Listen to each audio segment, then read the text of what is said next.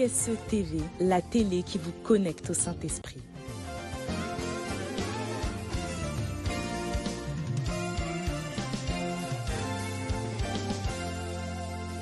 Shalom peuple de Dieu, demeurons bénis. Vous avez été nombreux à nous faire de bons retours, à apprécier l'édition numéro 1 de Pasteur J'ai une question spéciale Pâques. Nous nous retrouvons aujourd'hui pour l'édition numéro 2, Pasteur J'ai une question spéciale Pentecôte. Aujourd'hui, nous recevons le révérend pasteur Émile Laurugnon. Shalom révérend. Shalom. Comment vas-tu? Je vais très bien, merci. Amen. Alors aujourd'hui, nous allons à la Pentecôte, D'accord. la célébration de la Pentecôte, et nous avons une question à te poser.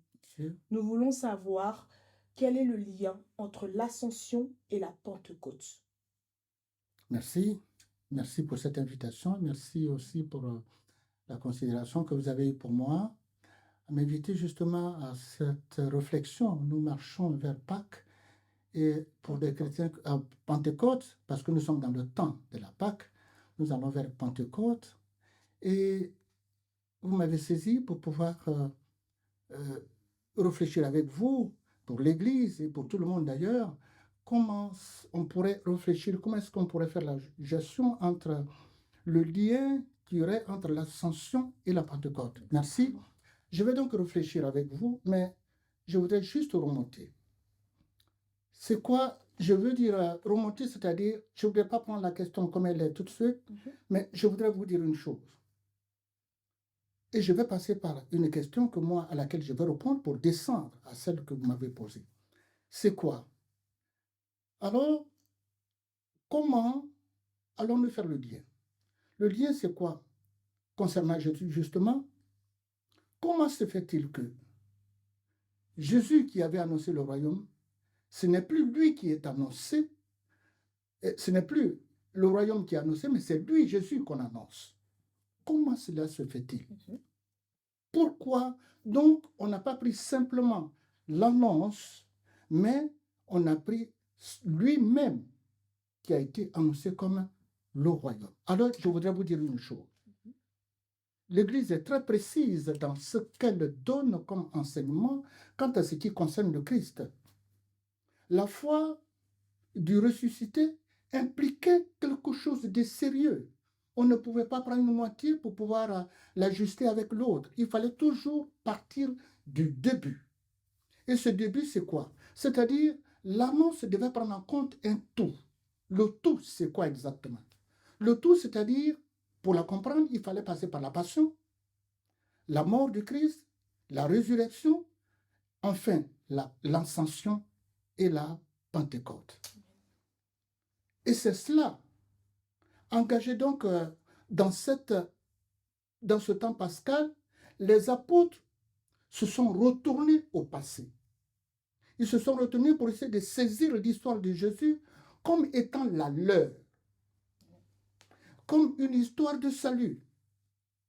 Et ils se sont dit, mais quand il nous prêchait en Galilée, mais c'était déjà, tout était déjà en lui, mais nous ne le savions pas. Quand il nous parlait au moment où nous étions encore avec lui, mais l'Église dont il va nous charger demain, tout cela était déjà en lui quand il nous disait de suivre, de comprendre et d'ouvrir l'esprit, mais nous ne le comprenons pas parce que c'était un langage qui était complètement au-dessus de nous. Et là, aujourd'hui, nous nous rendons compte que Jésus-Christ, la résurrection et la Pentecôte, l'esprit qu'il nous annonçait déjà et dont nous ne saisions pas, était déjà en l'œuvre en lui. Et c'est cela que nous découvrons aujourd'hui. D'ailleurs, il nous disait, plus tard, vous comprendrez. Pour dire que les apôtres relisent l'histoire de Jésus-Christ comme l'histoire de salut à la lumière de l'événement dans lequel eux-mêmes ils sont pris. Et cet événement, c'est quoi? C'est la Pâque. Cet événement, c'est l'événement pascal. Et c'est pourquoi, tout là-haut, je vous ai dit qu'il fallait saisir tout cela, mais il ne fallait pas prendre seulement la Pentecôte ou l'Ascension, mais il fallait d'abord partir de la mort, c'est-à-dire la passion, la mort, la résurrection, l'ascension et enfin tout ce qui pouvait suivre. Et c'est ce tout-là qui constitue l'élément du salut. En fait, donc, la résurrection, dans ce qu'elle nous dit, c'est qu'elle nous donne, elle interprète ce que nous avions déjà, ce qui se profilait à l'horizon. Et là, nous l'avons dans Hébreux 7, 24. Et puis, voilà que Jésus-Christ va envoyer son esprit au jour de la Pentecôte.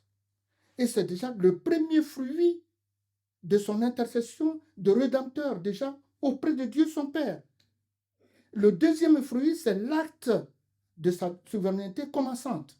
Jésus-Christ intercède pour nous, en faveur de nous, auprès de son Père, en tant que chef invisible de son Église et de ses disciples. Et c'est cette Église-là, dont Christ est Rédempteur, que nous représentons aujourd'hui.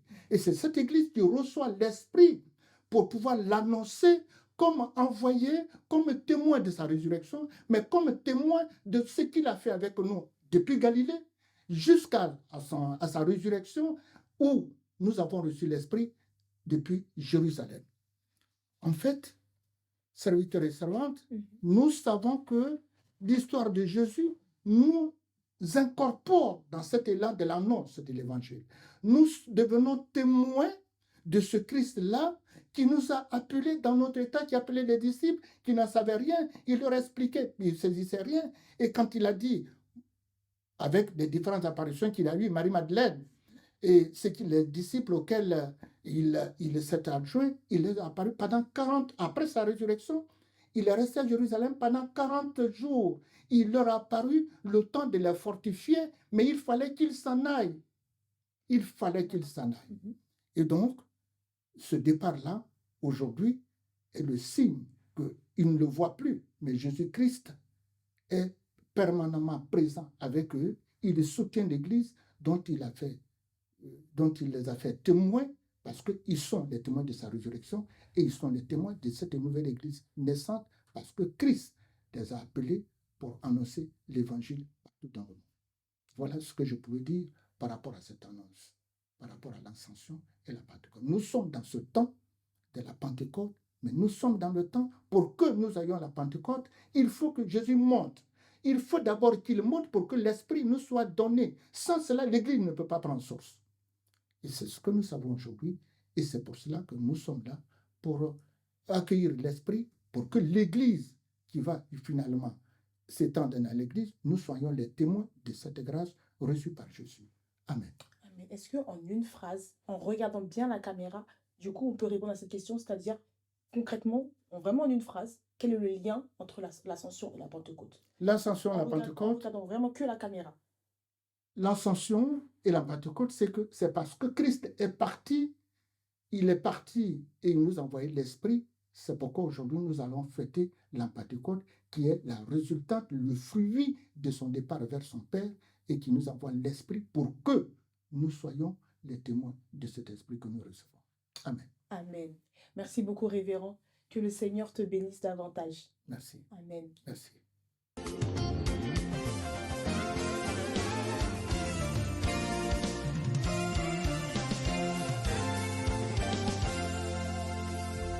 EISE TV, la télé qui vous connecte au Saint-Esprit.